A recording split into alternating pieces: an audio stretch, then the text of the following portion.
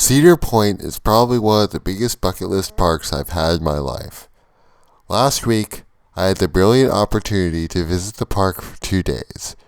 During my trip, I managed to get on almost all the major coasters except for Raptor and Magnum XL-200 due to them being closed, and got a very good feel for how they all run. In this video, I will be ranking up all the coasters I rode at the park, as well as talking about what I liked and didn't like about each of them.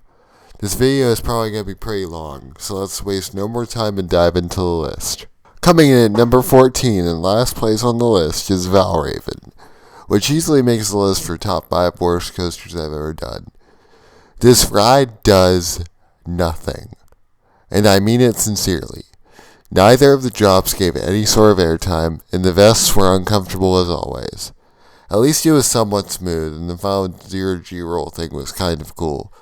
But I'd be good, as well as some of the others on this list, never riding this again. At lucky number 13, we have yet another ride that I would be content never riding again, and that is Rougarou, the park's horrifically rough B&M floorless coaster. I genuinely don't have any good things to say about this ride, so I might as well not say anything at all, but I will anyway. The fact that along with Valravn you have to pay for lockers for a ride this bad is just ridiculous. I genuinely felt bad walking past people paying for the lockers just to ride this. But anyway, the one pro I will give this ride is that it never gets a line. I waited probably 5 minutes at the very worst for this thing, and I think that's the sign that Cedar Point should probably throw in the towel sooner rather than later. It was pretty intense, so I guess that's good, but it was just so rough, and that instantly took away any redeeming factors it might have had previously. Let's move on to the first ride on this list that I didn't actually hate. Coming in at number 12 is Cedar Creek Mine Ride. This is an example of good aero jank. If only the trains were comfortable. I had to cross my legs just for the lap bar to even come down, and that, combined with the jankiness, made the ride not abysmal, but not great either. The clearances were pretty fun too, as I found myself ducking every time we went under the track. Also, I find it mind-boggling that such a cute little family coaster can have one of the most horrifying animatronics I've ever seen right at the end. I don't have any pictures of this guy, but geez. If they really wanted to make the Mystic Timber Shed scary, they should just have him pop out instead of the jump scare at the end. Just barely missing the top 10 is Wild Mouse. This was a fun one. I only did it once on the second day at night, and even though we were being pelted with bugs, it was still very spinny and fun. I don't usually like wild mice, but the spinning ones are almost always better than the standard ones. I do prefer this over Raging Cajun though, simply because I like the theming and aesthetics more. In controversial opinion, I found the restraints more comfortable. Starting off our top 10, we have Iron Dragon, my second aero suspended coaster after the Bat. And while I do prefer the Bat due to the crazier swinging, this was still pretty fun. It did give great views of Top Thrill 2 in Rougarou, and looking up while under the spike was a pretty crazy moment. Nothing too special, but not terrible either. At number 9 is Corkscrew. Now initially when I rode this, I got off thinking it was one of the worst coasters I had ever done. However, in retrospect, it wasn't really that bad. It obviously isn't the smoothest ride in the world, but it's not terrible either. I must have just gotten a bad seat since I was in the second-to-back car in the front row. But anyway, the corkscrews themselves weren't too bad, and the loop pulled some pretty good positives. I also really like that weird little ejector pop after the drop. Whenever I come back here, I'll make sure to get a re-ride just so I can fully cement my thoughts, because this may just be a case of retrospective bias, but in the end, who knows. At number 8 is Gatekeeper, a ride I enjoyed but didn't exactly love. I thought it was very fun and smooth, but it was just a little too graceful for my liking, and kind of had the same problem as Valravn. I did ride it multiple times, and the night ride was slightly better simply due to the visuals of the lake in the front of the park with all the lights. It was a pretty crazy juxtaposition since the lake was so dark and the park was so bright. As for sides, which side I prefer, I think I slightly prefer the left side due to it being on the top during the wing over drop. It's a fun ride, but nothing too special. Alright, let's move on. And number 7 is Blue Streak, probably the ride that I have the least to say about, unfortunately. It was just kind of fine. It very much delivered airtime-wise, and it was very smooth for its age from my experience. But aside from that, it's honestly pretty forgettable.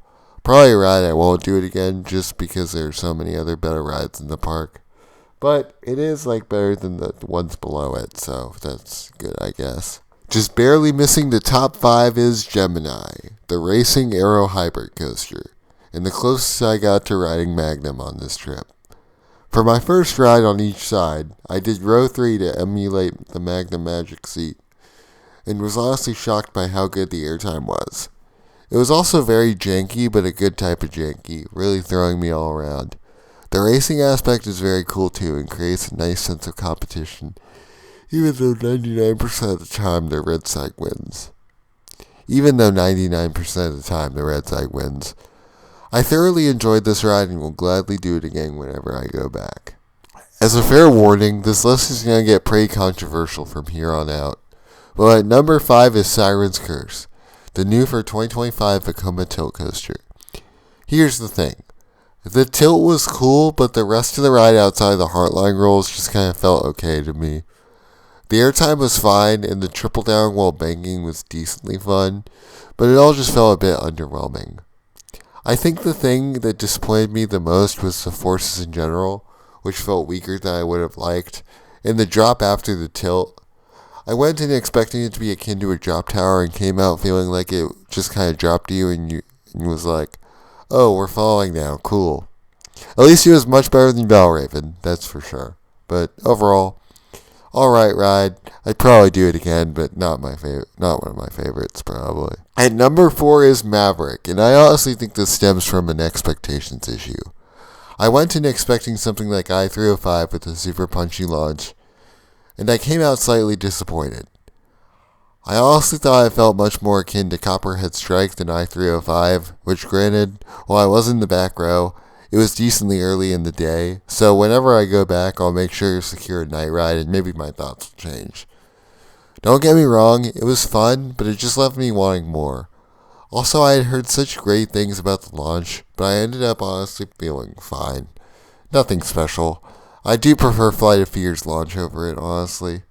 I just think the whole ride was not as good as I was expecting, and a re-ride will probably do wonders. Kind of like Pantheon, how that whole situation played out. I still need my Pantheon re-ride. It's been over a year, and I still have Pantheon ranked in my 30s to 40s in my ranking, which is terrible considering I've only done 120 something coasters. But anyway, taking the bronze is Millennium Force, the criminally underrated Intamin gig coaster. This was honestly the exact opposite of Maverick experience-wise.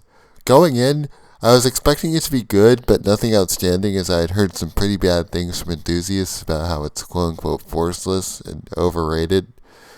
Boy, are they wrong. This ride is spectacular.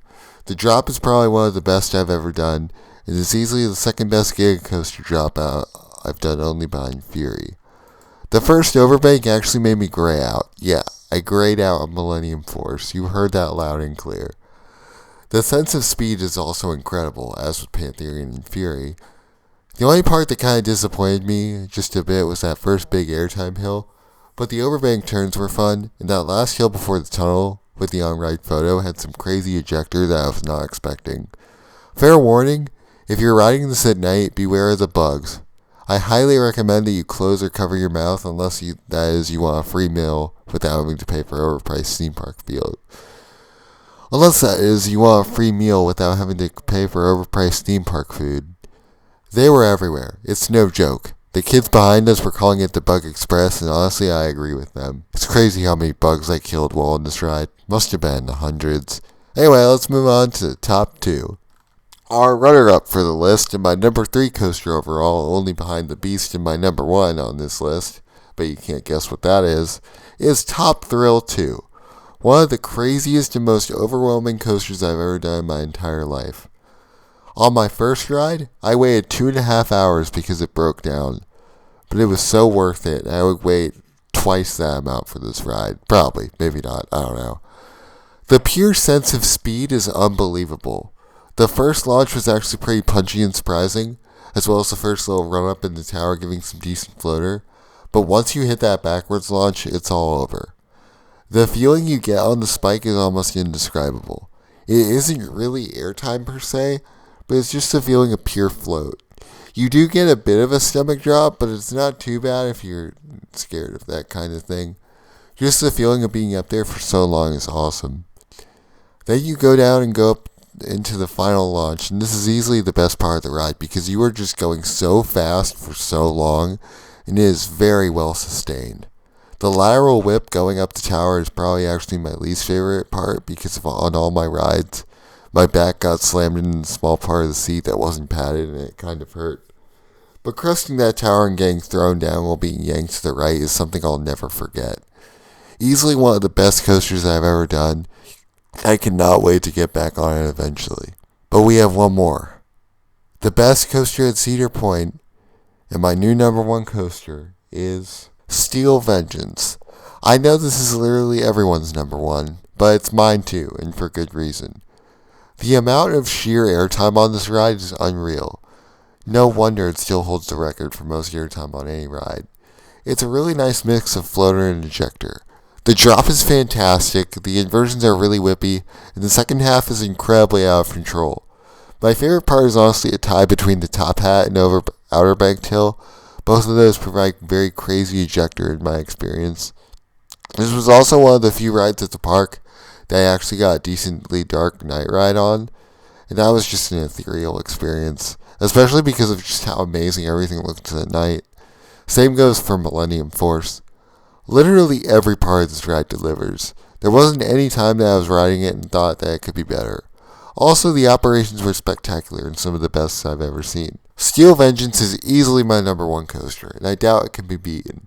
I mean, realistically, there's probably a ride out there like Falcon's Flight or Velocicoaster that's probably better than it. But I'm not planning a trip to Florida or especially Saudi Arabia for quite a while. Or maybe ever, I don't know. I cannot put into words how much I love this ride, and I can't wait to make my feature-length review for it, that much like the Beast, will probably be very, very long. But with all that being said, that has been my ranking of the coasters at Cedar Point. Did you agree with my list? Post your thoughts in the comments below, and as always, like, subscribe, and share for more content in the future. Thank you so much for watching, and I'll see you next time.